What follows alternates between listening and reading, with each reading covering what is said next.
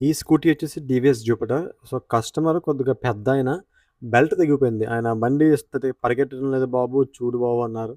సర్లే మనం vehicle check చేస్తే ఆహ్, రైజ్ అవుతుంది గానీ వెహికల్ మూవ్ అవ్వట్లేదు. ఆయన చెప్పింది నిజమే. అబద్ధం చెప్పలేదాయన.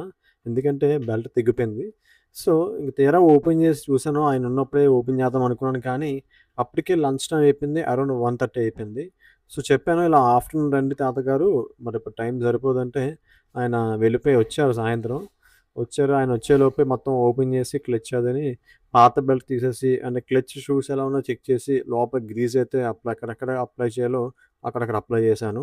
అండ్ దట్ టూ క్లచ్‌కి ఇవ్వడం వెల్డింగ్ కొట్టేసారు చెత్త నా కొడుకు. మీకు వర్క్ వస్తే చేయండి లేకపోతే మానేయండి. కానీ ఇలా తింగర ఆహ్, వర్క్ అయితే చేయకండి. ఎందుకంటే మీ వల్ల కస్టమర్ ఈ వెహికల్ ఆయన ఇబ్బంది పడాలి. రేపొద్దున చేసుకోవాలంటే వెల్డింగ్ కట్ చేసుకొని చాలా వర్క్ అయితే చేయాల్సి ఉంటుంది. క్లచ్ షూస్ కూడా దగ్గరైపోయినాయి దానికి. మీకొచ్చిన సగం సగం వర్కులతో కస్టమర్‌లు మాత్రం ఇబ్బంది పెట్టొద్దయ్యా. దయచేసి కస్టమర్‌లు మాత్రం ఇబ్బంది పెట్టొద్దు. సో, దాన్ని వేసేసాను. కానీ బండి క్లచ్ అయితే గుద్దేసుకుంటుంది. బ్యాక్ క్లచ్ పుల్లీ బాగోపోవడం వల్ల.